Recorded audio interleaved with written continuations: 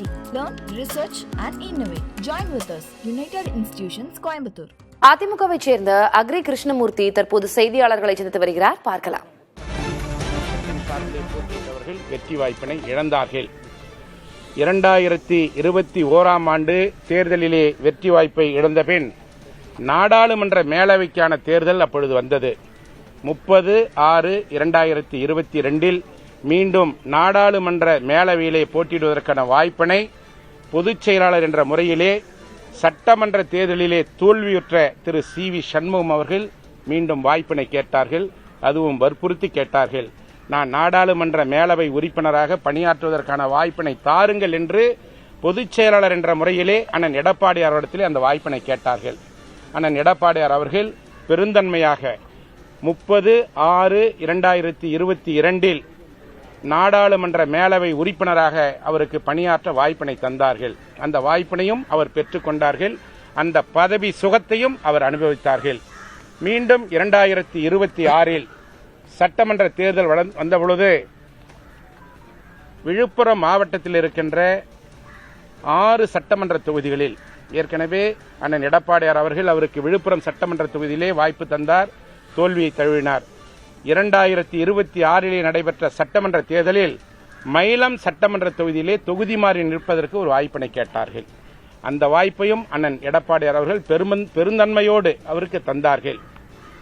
அந்த தேர்தலில் அவரால் பரிந்துரை செய்யப்பட்ட விழுப்புரம் சட்டமன்ற வேட்பாளர், வானூர் சட்டமன்ற வேட்பாளர், திண்டிவனம் சட்டமன்ற வேட்பாளர் தோல்வியை தழுவினார்கள்.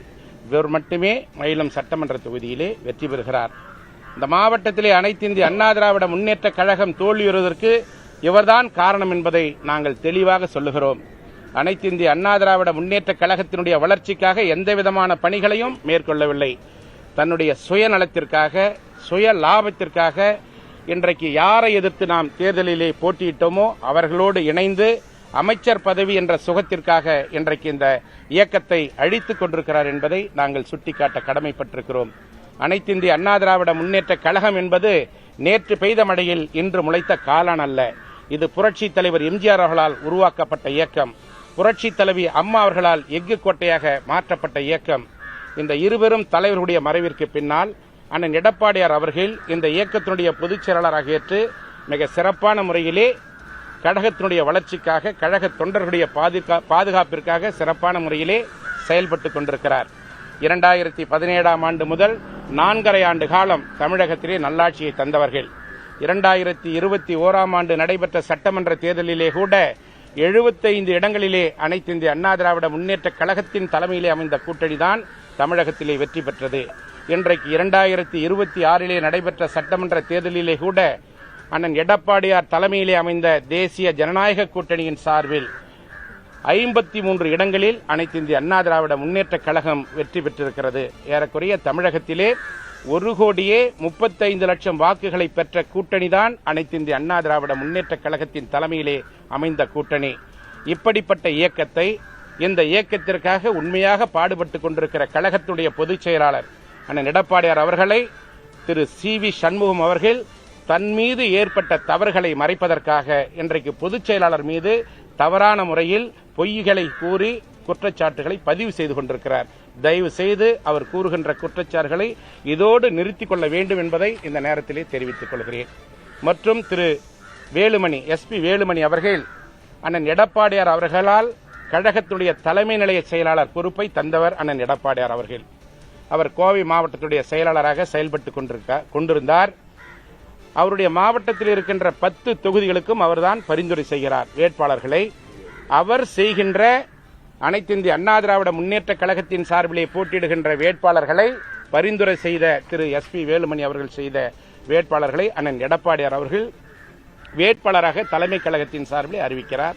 அவர்களுக்கு இரட்டை இலை சின்னத்திலே போட்டியிடுவதற்கான ஏ ஃபார்ம், பி ஃபார்ம் படிவத்திலே கையெழுத்திட்டு அந்த வாய்ப்பினை அவர்களுக்கு தருகிறார்.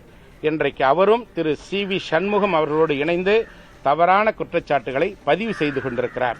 3 மாவட்டங்கள் அவருடைய பொறுப்பிலே விடப்படுகிறது. திருப்பூர் மாவட்டம், ஊட்டி, நீலகிரி மாவட்டம், கோவை மாவட்டம். இந்த 21 சட்டமன்ற தொகுதிகளில் 3 சட்டமன்ற தொகுதிகளில் மட்டுமே அனைத்து இந்திய அண்ணா திராவிட முன்னேற்ற கழகம் வெல்கிறது. இவருடைய மாவட்டத்திலே, கோவை மாவட்டத்திலே ஒரே ஒரு சட்டமன்ற தொகுதியில், அதுவும் தொண்டாமுத்தூர் சட்டமன்ற தொகுதியில் குறைந்த வாக்குகள் வித்தியாசத்திலே அவர் வெற்றி வாய்ப்பை பெறுகிறார். அவர்கள் மீது ஏற்பட்டிருக்கிற குற்றங்களை, குறைகளை நிவர்த்தி செய்வதற்கு பதிலாக தங்கள் மீது சுமத்தப்பட்ட குறைகளை இன்றைக்கு பொதுச் செயலாளர் மீது இன்றைக்கு தவறுதலாக சுட்டிக்காட்டிக் கொண்டிருக்கிறார்கள். அந்த கூறப்பட்ட குற்றச்சாட்டுகள் அனைத்தும் பொய் என்பதை இந்த நேரத்தில் தெரிவித்துக் கொள்கிறேன். உண்மைக்கு புறம்பாக இன்றைக்கு தெரிவித்துக் கொண்டிருக்கிறார். அதேபோல திரு டாக்டர் விஜயபாஸ்கர் அவர்கள் இன்றைக்கு புதுக்கோட்டை மாவட்டத்திலே 6 சட்டமன்ற தொகுதிகள் இருக்கிறது. அந்த 6 சட்டமன்ற தொகுதிகளிலே கடந்த காலங்களிலே இருந்து இன்றைக்கு அண்ணன் எடப்பாடியார் அவர்கள் பொதுச் செயலாளராக இருக்கின்ற காலம் வரை அனைத்திந்திய அண்ணா திராவிட முன்னேற்ற கழகத்தின் சார்பிலே போட்டியிடுகின்ற வேட்பாளர்களை அவர்தான் பரிந்துரை செய்து, அந்த பரிந்துரையின் அடிப்படையிலே அண்ணன் எடப்பாடியார் அவர்கள் அவர்களுக்கு வாய்ப்பு தருகிறார். அவர்களும் அந்த தேர்தலிலே இவரை தவிர அனைவரும் தோல்வி அடைகிறார்கள்.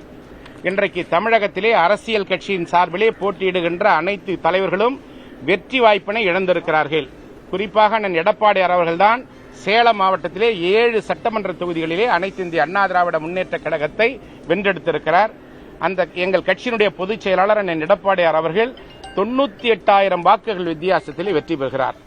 திமுக கட்சியுடைய தலைவர் திரு ஸ்டாலின் அவர்கள் வெற்றி வாய்ப்பினை இழக்கிறார். பிஜேபி கட்சியுடைய தலைவர் வெற்றி வாய்ப்பினை இழக்கிறார். மற்ற கட்சியுடைய தலைவர்கள் எல்லாம் வெற்றி வாய்ப்பினை இழந்தபோது கூட அனைத்து இந்திய அண்ணா திராவிட முன்னேற்ற கழகத்துடைய பொதுச் செயலாளர் அண்ணன் எடப்பாடியார் அவர்கள் அவருடைய மாவட்டத்திலே 7 சட்டமன்ற தொகுதிகளை வென்றெடுத்து எங்கள் கட்சியுடைய பொதுச் செயலாளர் அவர்கள் 98,000 வாக்குகள் வித்தியாசத்திலே வெற்றி பெறுகிறார் என்பதை இந்த நேரத்தில் நான் சுட்டிக்காட்டுகிறேன். கடந்த காலங்களிலே முன்னாள் முதலமைச்சர் திரு மு.க. ஸ்டாலின் அவர்கள் சொல்லுவார், 10 தோல்வி கண்ட பழனிசாமி என்று சொல்லுவார். இன்றைக்கு நான் அவருக்கு அறைகோலாக சொல்லுகிறேன், 10 தோல்வி கண்ட பழனிசாமி என்று சொன்ன நீங்கள் இன்றைக்கு படுதோல்வி அடைந்திருக்கின்றீர்கள். ஆனால் எங்களுடைய அண்ணன் பொதுச் செயலாளர் அவர்கள் 98,000 வாக்குகள் வித்தியாசத்திலே எடப்பாடி சட்டமன்ற தொகுதியிலே வெற்றி பெற்றிருக்கிறார் என்பதை இந்த நேரத்தில் நான் சுட்டிக்காட்ட கடமைப்பட்டிருக்கிறேன். அதேபோல நேற்றைய தினம் அனைத்து இந்திய அண்ணா திராவிட முன்னேற்ற கழகத்தினுடைய மாவட்ட செயலாளர்கள் கூட்டம் ராயப்பேட்டை புரட்சித் தலைவர் எம்ஜிஆர் மாளிகையிலே மிக சிறப்பான முறையிலே நடைபெற்றது. அதேபோல தலைமை கழகத்தினுடைய செயலாளர்கள் கூட்டமும் அண்ணன் எடப்பாடியார் தலைமையிலே செயல்பட்டது. மொத்தம் இருக்கின்ற 78 மாவட்ட செயலாளர்களில் 75 மாவட்ட செயலாளர்கள் நேரடியாக வருகை தந்து கழகத்தினுடைய பொதுச் செயலாளர் அண்ணன் எடப்பாடியார் அவர்கள்தான் அவருடைய தலைமையிலே நாங்கள் விசுவாசத்தோடும் உறுதியோடும் செயல்படுவோம் என்று வாக்குறுதி தந்து மிக சிறப்பான முறையிலே அந்த மினிட் நோட் புத்தகத்திலே கையொப்பமிட்டு சென்றிருக்கிறார்கள். 78 மாவட்ட செயலாளர்களில் 75 மாவட்ட செயலாளர்கள் நேரடியாக வருகை தந்தார்கள். அதேபோல தலைமை நிலைய செயலாளர்கள் 81 நபர்களில் 60 நபர்கள் நேரடியாக வருகை தந்தார்கள். 10 நபர்கள் 10 தலைமை கழக நிர்வாகிகள் வெளியூர் சென்றிருப்பதாக கடிதம் கொடுத்திருக்கிறார்கள். 3 பேர் உடல்நலம் சரியில்லை என்று கடிதம் தந்திருக்கிறார்கள். இப்படி ஒட்டுமொத்த அனைத்து இந்திய அண்ணா திராவிட முன்னேற்ற கழகம் 95% அண்ணன் எடப்பாடியார் தலைமையிலே மிக சிறப்பான முறையிலே செயல்பட்டுக் கொண்டிருக்கிறது. நேற்றைய மாவட்ட செயலாளர்கள் கூட்டத்திலே கூட அனைத்து இந்திய அண்ணா திராவிட முன்னேற்ற கழகம் தமிழகத்திலே எதிர்க்கட்சியாக மிக சிறப்பான முறையிலே செயல்படும். கழகத்தினுடைய பொதுச் செயலாளர் அண்ணன் எடப்பாடியார் அவர்கள் என்ன முடிவுகளை எடுக்கின்றார்களோ இந்த இயக்கத்தை காப்பாற்றுவதற்காக, இந்த இயக்கத்தில் இருக்கின்ற தொண்டர்களை காப்பாற்றுவதற்காக என்ன முடிவுகளை எடுத்தாலும் அந்த முடிவுகளுக்கு அனைத்து மாவட்ட கழகத்துடைய செயலாளர்களும் நாங்கள் முழு ஆதரவு தருகிறோம் என்று அங்கே நாங்கள் உறுதியோடு தெரிவித்து வந்திருக்கிறோம். திரு சி.வி. சண்முகம் அவர்கள் ராஜ்யசபா உறுப்பினராக பணியாற்றி வந்தார். 30/6/2022 இருந்து அவர் ராஜ்யசபா உறுப்பினர். இன்னும் அவருக்கு 2 ஆண்டு காலம் அவருக்கு பதவி இருக்கிறது. இருந்தாலும் கூட நடைபெறுகின்ற சட்டமன்ற தேர்தலிலே போட்டியிட்டு வெற்றி பெற்றால் அண்ணன் எடப்பாடியார் தலைமையிலே அமைச்சராகலாம் என்ற பதவி ஆசையின் காரணமாக நாடாளுமன்ற மேலவை உறுப்பினரை அவர் ராஜினாமா செய்கிறார். ராஜினாமா செய்தால் மீண்டும் அந்த இடத்தை பெற முடியுமா என்ற சந்தேகம் இருந்தபொழுது கூட இயக்கத்தின் சார்பிலே ஒரு வாய்ப்பு கேட்கிறார் என்று பெருந்தன்மையோடு அண்ணன் எடப்பாடியார் அவர்கள் அந்த வாய்ப்பினை அவருக்கு தருகிறார்.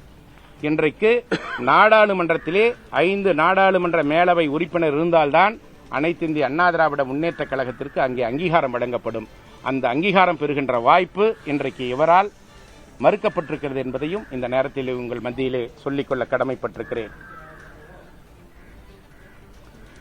ஒவ்வொரு பகுதியிலே இருக்கின்ற ஒவ்வொரு மாவட்டத்தில் இருக்கின்ற மாவட்ட செயலாளர்கள் சொல்லுகின்றவர்களுக்குத்தான், பரிந்துரை செய்கிறவர்களுக்குத்தான் அண்ணன் எடப்பாடியார் அவர்கள் சட்டமன்ற வேட்பாளர்களாக போட்டியிடுவதற்கான வாய்ப்பினை தந்தார்கள். விழுப்புரம் மாவட்டத்திலே திரு சி.வி. சண்முகம் சொல்லுகின்ற நபர்களுக்குத்தான், பரிந்துரை செய்த நபர்களுக்குத்தான் வாய்ப்பினை தந்தார்கள். அதேபோல திரு எஸ்.பி. வேலுமணி அவர்கள் பரிந்துரை செய்த நபர்களுக்குத்தான் வேட்பாளர்களாக போட்டியிடுவதற்கான வாய்ப்பினை பொதுச் செயலாளர்கள் தந்தார்கள். அதேபோல் டாக்டர் விஜயபாஸ்கர் அவர்கள் பரிந்துரை செய்த நபர்களுக்குத்தான் அண்ணன் வாய்ப்பினை தந்தார்கள். அதேபோல் நானும் ஒரு மாவட்ட செயலாளர், திருவண்ணாமலை தெற்கு மாவட்ட கழகத்தினுடைய செயலாளராக இருக்கின்ற நான், எனக்கு ஒரு வாய்ப்பினை தந்தார்கள். அதேபோல் நான் பரிந்துரை செய்த செங்கம் சட்டமன்ற தொகுதியுடைய வேட்பாளராக திரு வேலு அவர்களுக்கு வாய்ப்பினை தந்தார்கள். என்னுடைய மாவட்டத்தில் இருந்த 2 வேட்பாளர்களையும் அண்ணன் அவர்கள் அறிவிக்கிறார். அவர் அறிவித்த அந்த அடிப்படையில் இரட்டை இலை சின்னத்தின் சார்பிலே போட்டியிட்ட நாங்கள் வெற்றி பெற்றிருக்கிறோம். 2 தொகுதிகளையும் வெற்றி பெற்று அண்ணன் எடப்பாடியாருடைய கரங்களிலே ஒப்படைத்திருக்கிறோம். அதேபோல ஒவ்வொரு மாவட்ட கழகத்துடைய செயலாளர்கள் பரிந்துரை செய்த வேட்பாளர்களையே அண்ணன் எடப்பாடியார் அவர்கள் வேட்பாளராக அறிவித்து இரட்டை இலை சின்னத்திற்கான வாய்ப்பினை தந்தார்கள். ஏ ஃபார்ம் பி ஃபார்ம் கையெழுத்திட்டு அந்த வாய்ப்பினை தந்தார்கள். அதன் அடிப்படையில் திரு சி.வி. சண்முகம், திரு எஸ்.பி. வேலுமணி, திரு விஜயபாஸ்கர், திரு காமராஜ் போன்றவர்கள் தங்களுடைய மாவட்டத்திலே தாங்கள் மட்டுமே வெற்றி பெற்றார்கள். இயக்கத்தின் சார்பிலே போட்டியிட்ட மற்ற வேட்பாளர்களை வெற்றி பெற செய்திருந்தால் இன்னைக்கு அண்ணன் எடப்பாடியார் தலைமையில்தான் அனைத்து இந்திய அண்ணா திராவிட முன்னேற்ற கழகத்துடைய ஆட்சி அமைந்திருக்கும் என்பதை இந்த நேரத்தில் நான் உறுதியோடு தெரிவித்துக் கொள்கிறேன்.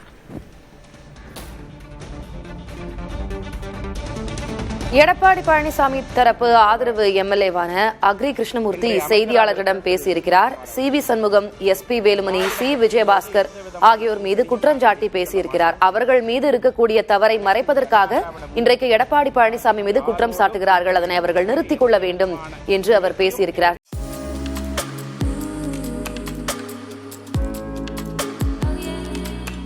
UIT. Learn, research and innovate. Join with us. United Institutions, Coimbatore.